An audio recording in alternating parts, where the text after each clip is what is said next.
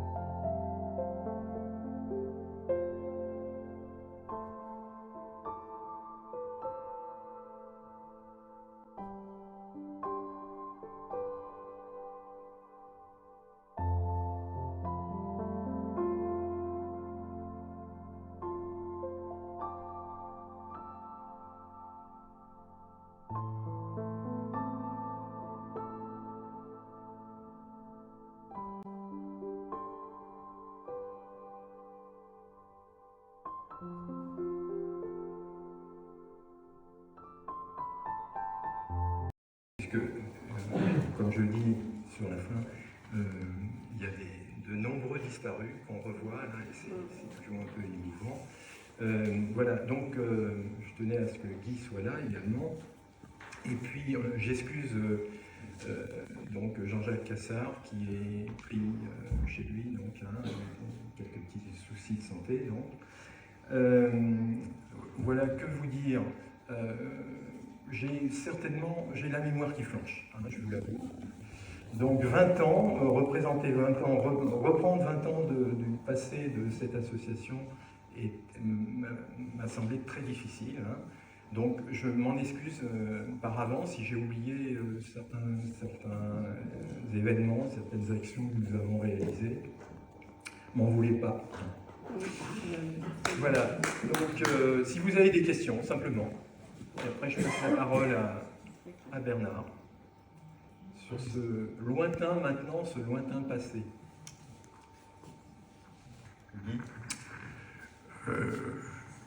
On a vu un magnifique reportage, et ce reportage ne montre pas tout à fait l'extrême, le relationnel qui existait entre toutes les personnes qui le samedi matin travaillaient. C'est difficile à rendre ça, quand même. Mais il y avait un sentiment de camaraderie très important. Et tout le monde travaillait, bien entendu, bénévolement. Et donc, je voulais faire remarquer ça. Si il était allé un peu plus loin dans les recherches de périodes de travail, comme il y a une époque ternaire, quaternaire, etc., ici, on pourrait trouver 3 périodes bien marquées qui datent un petit peu la suite. C'est la période casse-croûte avec pain au chocolat, la période casse-croûte avec saucisse et croustillade, et la 3e période, c'est la période pâté et fromage. Voilà. Donc ça, on peut dater ça. Oui, Guy a raison, effectivement. J'ai constaté que quand Guy a pris la présidence, il y a eu plus de monde, effectivement. Et je vous avais même que 2 personnes m'avaient dit à cette époque-là, je préfère aller chez Padre Himalaya, puisque Padre Himalaya avait une association également, que venir chez Passor, parce que l'esmorzin est meilleur. Voilà. Ça tient à peu de choses. Voilà. Non, moi je rajouterais simplement que ce qui était important, je pense que Guy et Jean-Jacques pourraient le confirmer, c'est que nous avons tenu effectivement à partager une convivialité, mais surtout de dire, de répéter, quand on faisait des conférences, que le patrimoine appartient à tout le monde et il vous appartient. Il ne nous appartient pas en tant qu'association, il n'appartient pas non plus spécialement à la mairie, il appartient à vous. C'est ça qu'il faut dire. Voilà. Oh.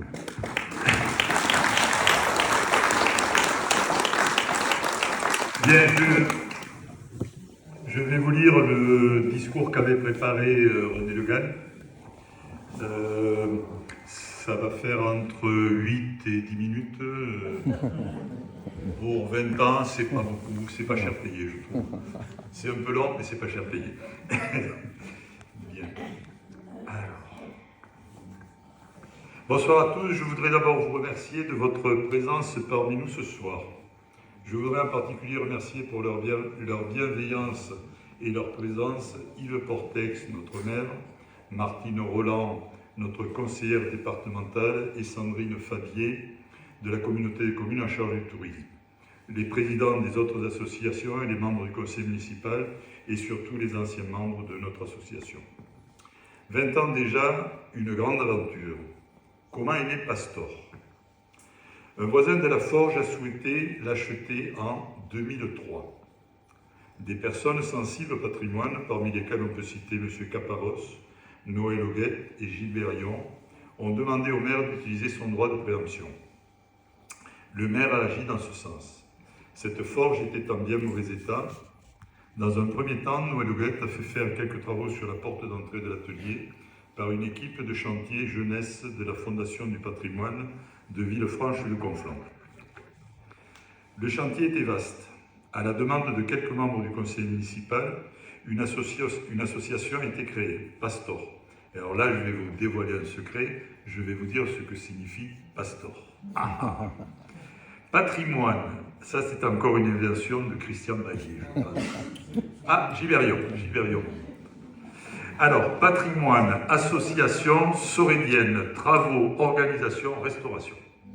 Voilà ce que représente l'acronyme Pastor. Président Christian Bailly, responsable technique Roland Bartoli.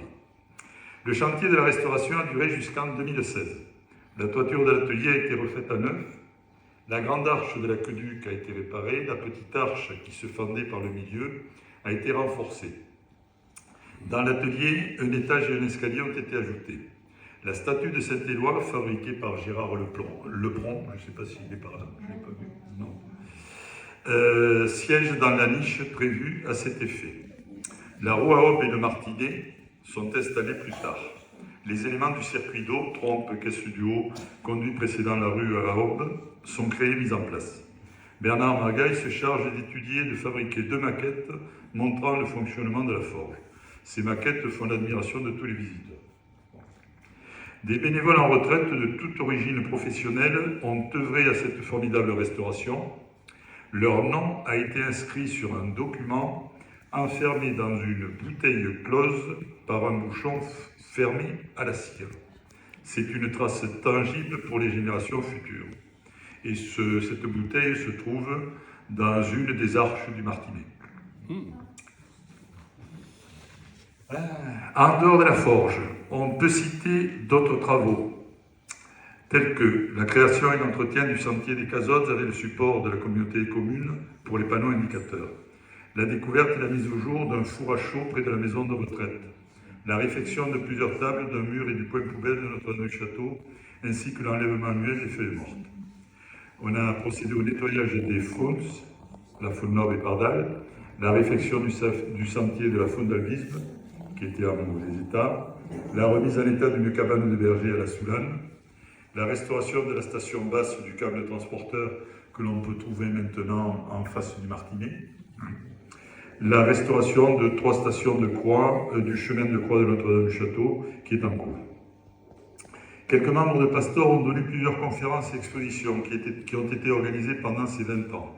On peut citer tout particulièrement celle de Janine Rochem-Berger sur la géologie, celle de la guerre 14-18 et celle des vieux métiers, et j'en oublie certainement. Les conférences sont souvent salle comble, ce qui montre l'intérêt des habitants de Sorède pour le patrimoine. Les visites organisées en association avec l'Office du tourisme intercommunal fonctionnent, mais les chaleurs de plus en plus marquées en ralentissent la fréquentation. On l'a noté surtout l'an dernier, parce qu'il fait très chaud sur les 10-12 heures. Les gens ils préfèrent être à la plage. Ils ont peut-être raison d'ailleurs. Les rives du Tassio, donc c'est encore une des visites. La visite de Mataporte, qu'on organise encore cette année. Les randonnées dans la montagne à partir de la Vallée Heureuse pour voir le patrimoine en montagne. Les randonnées sur la botanique et l'histoire. Notre-Dame-du-Château, donc l'histoire de Notre-Dame-du-Château et Utrera. Les visites du village et l'église de la Valle. Les journées européennes du patrimoine du mois de septembre ont beaucoup de succès. Les conversations en catalan animées par Miquel Abaes regroupent tous les jeudis en période scolaire une quinzaine de personnes. De bonnes connaissances, de bonnes notions de catalan sont nécessaires pour intégrer le groupe. À la demande de la mairie, quelques bénévoles font des permanences à Notre-Dame-du-Château pendant l'été depuis 2 ans. Un planning se met en place d'ici fin juin. L'association a été présidée dans l'ordre par Christian Bailly, président fondateur, puis par Guy Schmy, dont c'était la saucisse avec les... Et enfin, Jean-Jacques Cassard, et puis enfin René Le Guen. Nous travaillons en partenariat avec plusieurs entités, dont voici les principales. Pour les travaux, nous faisons couramment appel aux ateliers municipaux pour la fourniture de sable et de ciment.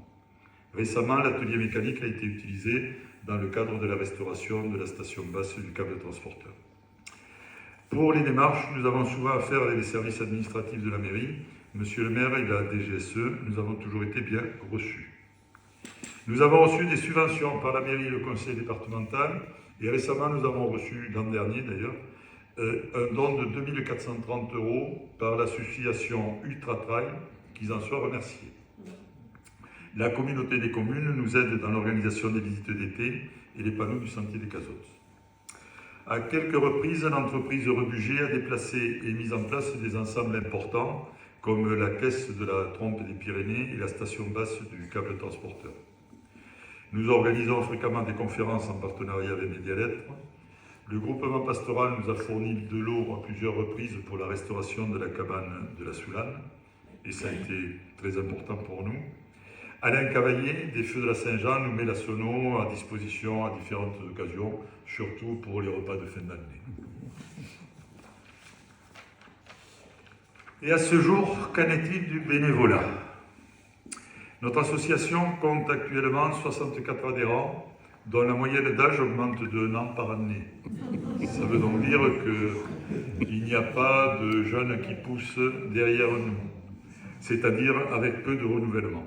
La situation est d'ailleurs similaire dans d'autres associations. Que faire pour changer cette tendance? Je ne sais pas. On sent un comportement général de plus en plus individualiste, et pourtant, dans l'association Pastor, nous sommes tous fiers du travail accompli depuis plusieurs années. Longue vie à Pastor.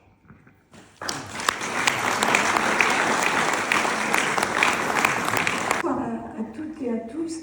Bon, effectivement, selon le protocole, il aurait été de bon temps que je conclue, mais compte tenu du niveau du soutien de la municipalité, il me paraissait juste que cela soit Monsieur le maire qui conclut cette soirée. Alors moi je suis particulièrement émue parce que c'est vrai, fêter les 20 ans d'existence d'une association, eh bien cela représente justement que cela soit une aventure humaine avec les relations que vous avez su tisser pendant toutes ces années. Voilà, cette pérennité qui est vraiment extraordinaire et que l'on voit quand même rarement, avec le même plaisir que vous avez de vous retrouver autour d'un chantier ou d'une organisation de manifestation. Voilà, moi je trouve déjà remarquable. Et puis ce sont bien sûr 20 ans de travail pour valoriser un patrimoine local, voilà, qui témoigne pour la plupart du quotidien des habitants, qui témoigne du passé, avec toute la mise en exergue de leur ingéniosité, de leur innovation. Là, on peut dire que parfois qu'on n'invente rien, hein, que tout a été inventé avant nous. Mais en tout cas, moi, ça fait 12 ans que je suis au conseil départemental, donc je suis fière d'avoir un petit peu été le témoin et d'avoir assisté à des événements clés comme l'Assemblée générale ou bien l'inauguration de la forge du Martinet où franchement j'étais avec Robert Gravé, mon binôme, mais bien sûr on a été très admirative et de votre travail et justement de cet esprit, de ce savoir-faire qu'ont fait preuve les gens du passé. Et c'est vrai que souvent on dit que pour se projeter dans l'avenir, il est important d'avoir un ancrage et grâce à votre travail, eh bien, nous avons cette opportunité d'avoir cet ancrage, vraiment les pieds sur terre par rapport à tout ça. Et puis, comme je le disais, c'est une aventure humaine, hein, ces 20 ans. Hein, pour tout le travail que vous avez accompli, des litres d'huile de coude qu'il a fallu, hein, grâce à cette rétrospective, voilà, on prend la mesure du travail et de votre abnégation, d'avoir mis autant de disponibilité aussi pour organiser ces conférences, voilà, ces promenades, c'est faire découvrir aux personnes, parce que tu l'as bien dit, hein, c'est un patrimoine qui appartient à tout le monde. Et donc, voilà, je suis très admirative et voilà, je suis vraiment ravie d'être parmi vous pour fêter ces 20 ans et vraiment encore bravo et bonne continuation et longue vie à l'association Pastor et à tous ces bénévoles. Voilà, c'est grâce à vous. Merci beaucoup.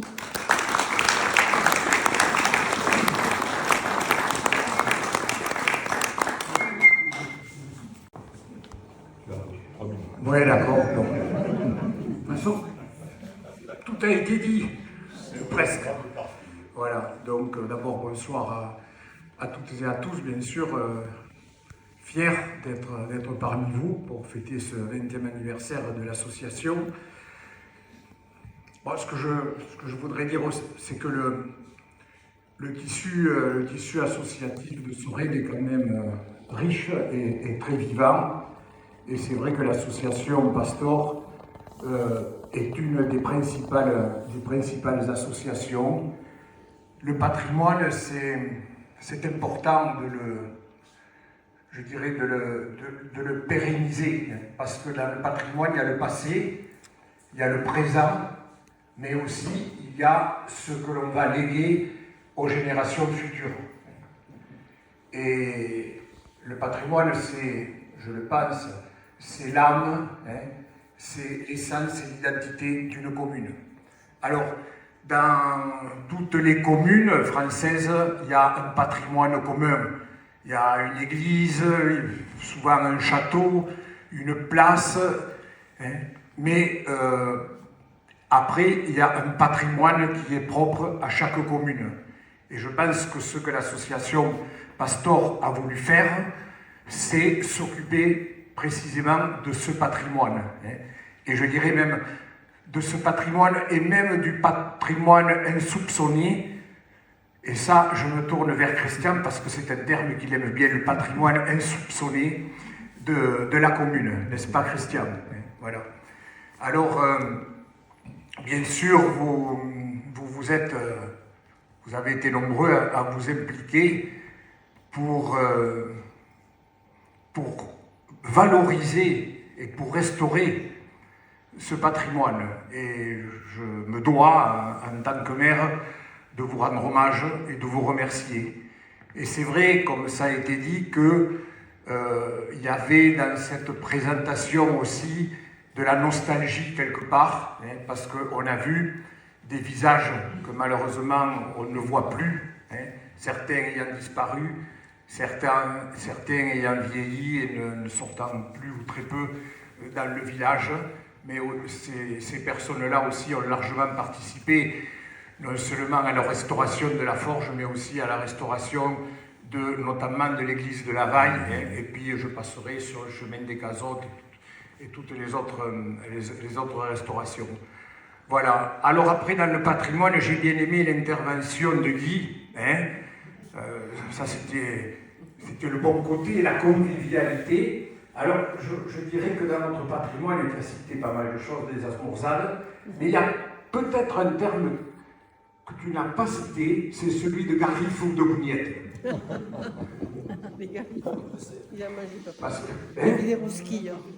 non, ah mince. Il y avait des rousquilles. Ah, il y avait des rousquilles. À la fin d'Alpardal, Il y avait des rousquilles. Non, mais écoutez, moi je vais pas être plus long. Ce que vous faites, c'est parfait. Je vous félicite.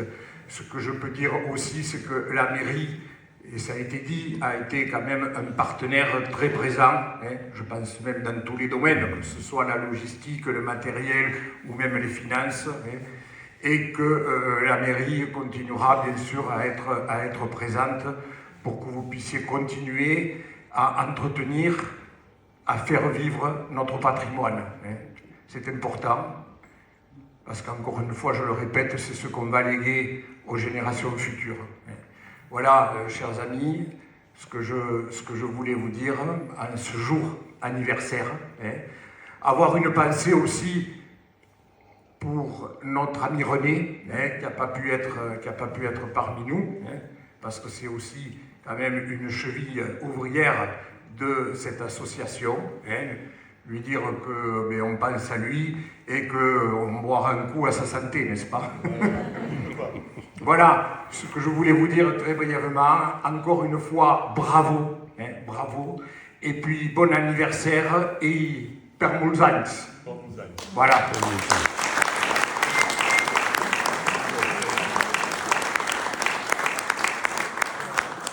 Quelqu'un d'autre veut prendre la parole? Tant collier? Sinon, on va s'approcher du buffet, offert généreusement par la municipalité. Je vais, pendant que nous serons près du buffet, je vais mettre la vidéo, une autre vidéo qui retrace un peu d'une façon plus approfondie, oui, c'est-à-dire où on voit les visages, où on voit les participants, de pratiquement toutes ces 20 dernières années. Donc tous les travaux, les photos qu'on a faites et qui ont été assemblées, ceux qui veulent les voir pourront les voir tranquillement sur l'écran. Sinon, rapprochez-vous du buffet. Et merci pour votre présence.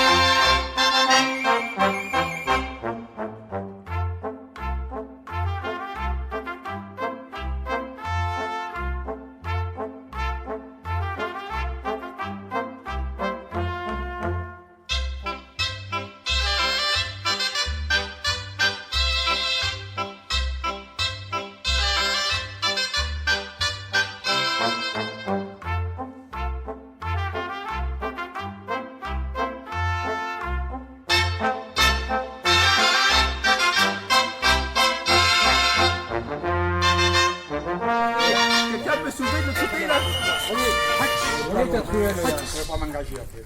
Moi, je peux pas aller. Attends, ouais, vas-y. 2, 4. 1, 2, 4. Ah non. Non, ça bouge pas. Non, il faut qu'on soit sur le comme on a fait là-bas. Voilà, hop, là, c'est bon. Voilà, c'est bon, là. C'est bon. Allez. Allez, maintenant on peut se mettre à plusieurs. Attention,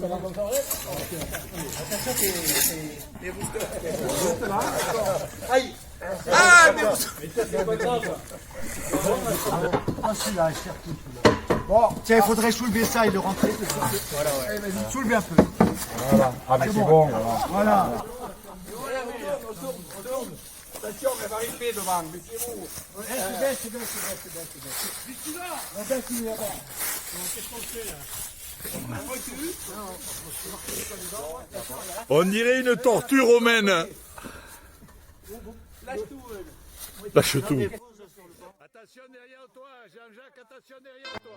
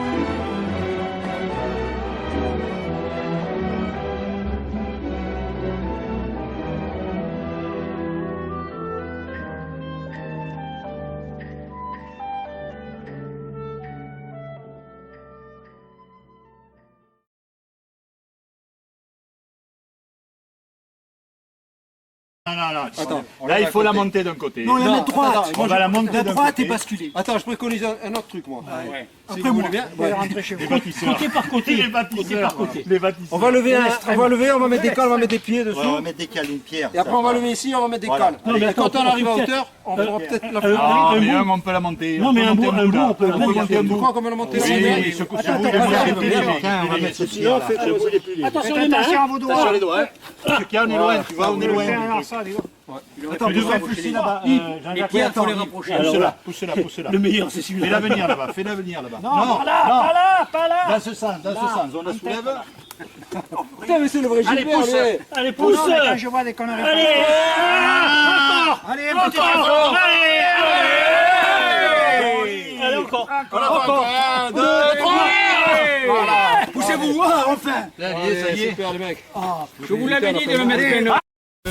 Comme nous allons voir la réalisation qu'on a faite d'accord, je voudrais d'abord vous résumer un peu ce qui s'est passé. Tout d'abord, le projet a été c'était presque une idée fixe. Je le filme. Il disait, mais que faire pour rétablir cette fontaine? Donc, c'était son projet. Je savais pas qu'elle avait des idées fixes. Ah non, mais si on m'interrompt déjà, je croyais que ça allait empêcher de dormir la nuit même. Et donc, la municipalité a accepté qu'on nous a fait confiance et les travaux ont duré plus de 2 ans. D'abord, on avait aussi le Martinet, puis il y a eu tous les aléas climatiques, etc. Et je voudrais remercier, alors, je ne parlerai pas des bénévoles, parce que c'est un plaisir de venir travailler. Donc, on va pas pouvoir venir travailler, mais je voudrais remercier donc la mairie pour le matériel, et puis également pour la signalétique. Et également, bon, bien sûr, je voudrais la remercier pour la confiance qu'elle nous fait. Il faut dire que nous avons dans l'association Christian qui représente bien le patrimoine. Il n'y a pas de problème. Et je voudrais aussi remercier, donc dans la commission du patrimoine, il y a Hervé Cadenne qui nous a préparé les plans. Puis Jean Roland qui a fait venir un chantier d'insertion un après-midi pour enlever quelques troncs qui traînaient, détruire des branchages. Ensuite, il y a eu également Omas Verdaguet, Claude Verdaguet qui est descendu avec d'autres machines l'année suivante. Et enfin, là, j'y tiens, je voudrais le préciser, Madame Portal est venue ici en personne pour nous montrer sur des albums de photos quand la piste n'existait pas. Elle nous a montré le site quand ce n'était que le Tayat des Tisanés avec le chemin qui montait et puis la monture. Et voilà. Donc on peut considérer que 2 ans et demi de travail c'est long, mais il a fallu qu'on prenne notre temps et que l'on respecte le site. Je rajouterai qu'on n'a rien rajouté ni rien enlevé. On a juste transformé une petite cuve du Tayat en bassin et on n'a pas touché à la grande cuve qui avait été faite lors de la création de la piste. Voilà. Et donc je ne remercie pas les bénévoles, je sais le travail qui a été fait et les interventions des autres je dirais d'autres groupes. Voilà. Bravo. Je vous félicite pour tout le travail que vous faites, non seulement ici sur ce site, mais aussi sur le site de la Forge, et je dirais à travers toutes vos manifestations et vos intentions. C'est vrai qu'on essaie, dans la mesure du possible, d'être près de vous. On le fait en vous aidant un peu financièrement, peut-être un peu plus matériellement. Et puis, ce qui est important, c'est de constater le travail qui est fait par le groupe de bénévoles que tu as autour de toi, Jean-Jacques. Et je pense que c'est ce qu'il faut mettre en avant par-dessus tout. Dans nos associations sorguiennes, les bénévoles jouent un rôle important. Et je dirais même que la commune, sans toutes ces associations et sans tous ces bénévoles, serait bien peu de choses. Parce que certes, on est là, nous, pour vous aider, pour vous soutenir, mais c'est quand même vous qui êtes sur le terrain et qui faites le boulot. Donc, je le sais que vous le faites avec plaisir, parce que quand on est bénévole, la plupart du temps, on essaie de faire les choses qu'on aime. Et toujours est-il que c'est bien fait. Et voilà ce que je voulais souligner aujourd'hui, Jean-Jacques, et puis aussi transmettre ce message-là à toute ton équipe. Je pense que le conseil municipal est quand même bien représenté, ce qui prouve l'attachement qu'on a à cette association Pastor. Parce qu'encore une fois, le patrimoine, c'est presque primordial et c'est ce que Et c'est ce qu'on va transmettre, et essayons de le transmettre dans le meilleur état possible, et je sais que vous y contribuez largement. Voilà, donc bravo, je sais pas, j'ai amené dans la voiture, je ne savais pas trop comment c'était organisé, quelques bouteilles de vin doux et de muscat pour l'apéritif. Ah non, c'est une Voilà. Sinon, on va décider de faire autant plus pratique. Mais maintenant, Voilà. bon, Donc voilà, j'en ai terminé, bravo. Alors, nous allons descendre et on va faire une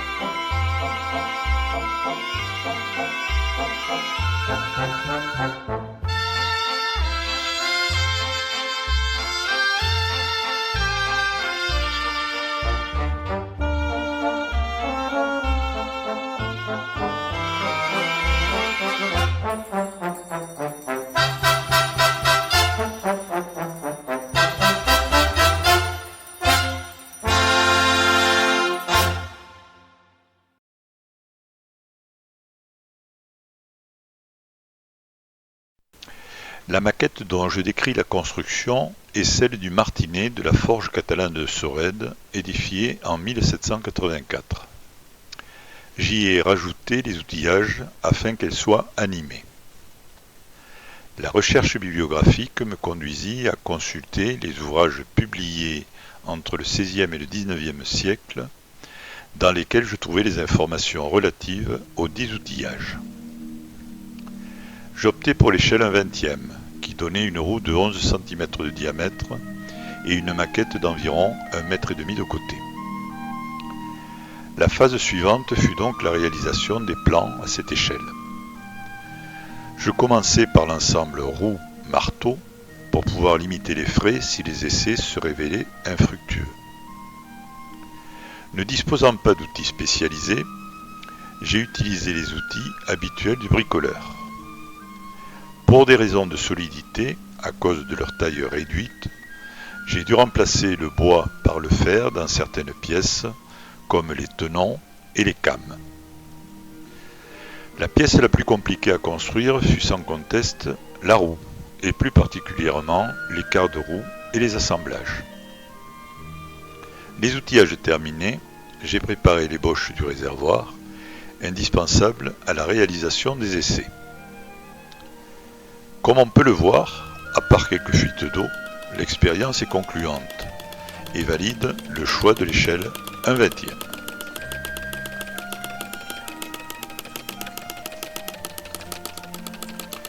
Le deuxième bloc à tester était celui de la trompe à air.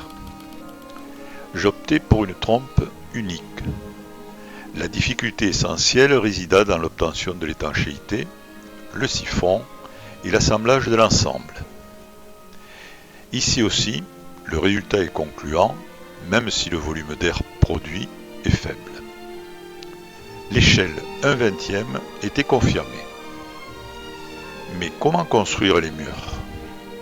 En effet, les murs du Martinet ont des épaisseurs allant de 60 cm à 1,20 m, qui correspondent à 3 et 6 cm dans la maquette, bien loin des matériaux disponibles dans le monde des maquettes. Après plusieurs essais, j'ai opté pour une âme en polystyrène extrudé revêtue de cailloux. J'ai mis au point un système de collage des cailloux suivi d'un jointement au mortier à l'ancienne. Je construisis d'abord les murs de l'atelier du Martinet et leur environnement.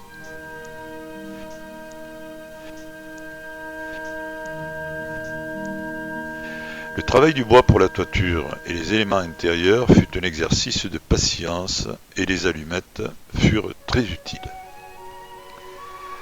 Je décidai de représenter le relief sous forme de courbes de niveau dont j'établis les plans.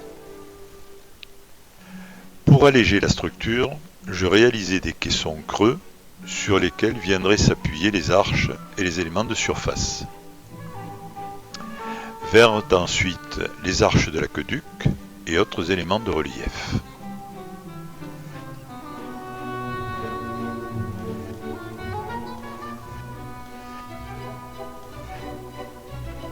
La représentation des décors extérieurs fut l'objet de nombreux essais, tant en ce qui concerne la méthode d'application comme l'obtention des couleurs.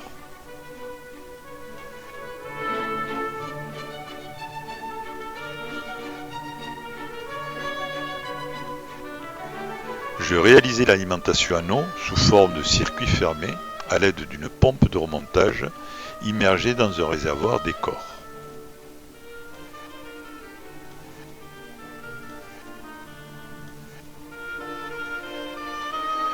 Le résultat est une maquette de 1,64 m par 1,29 m de côté et 75 cm de hauteur pour un poids d'environ 100 kg.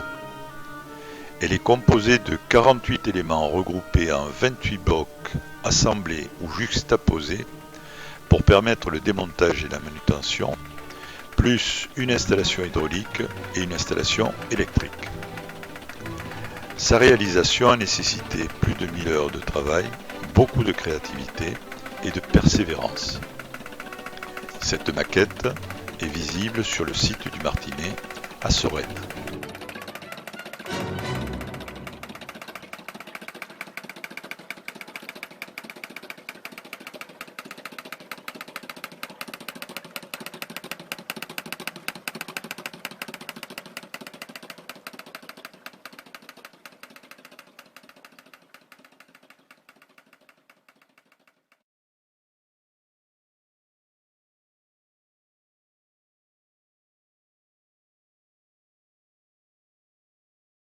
La trompe à eau ou trompe des Pyrénées fut une innovation technique majeure du XVIIe siècle. Très rapidement, elle trouva son application dans l'industrie, en particulier dans les usines à fer ou forges à la catalane. L'objet de cette maquette est de montrer que, même à l'échelle 1/10, on met en évidence la présence d'un courant d'air.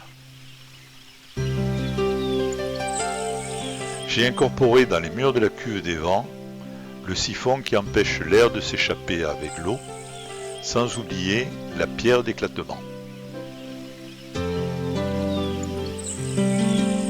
Un premier essai de trompe est concluant. Je peux donc poursuivre.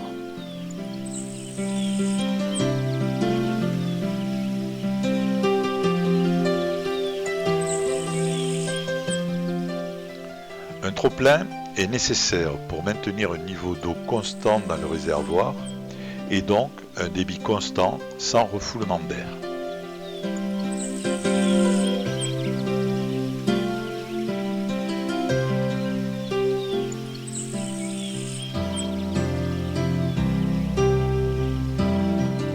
Un capot permet de protéger la maquette.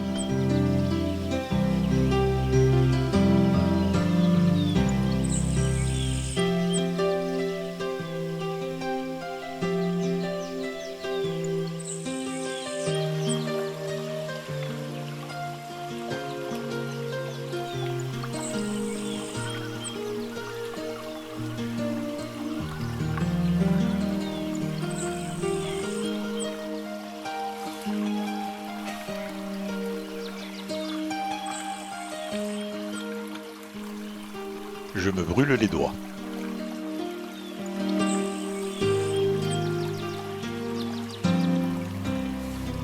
La construction de l'éolienne représenta un gros défi.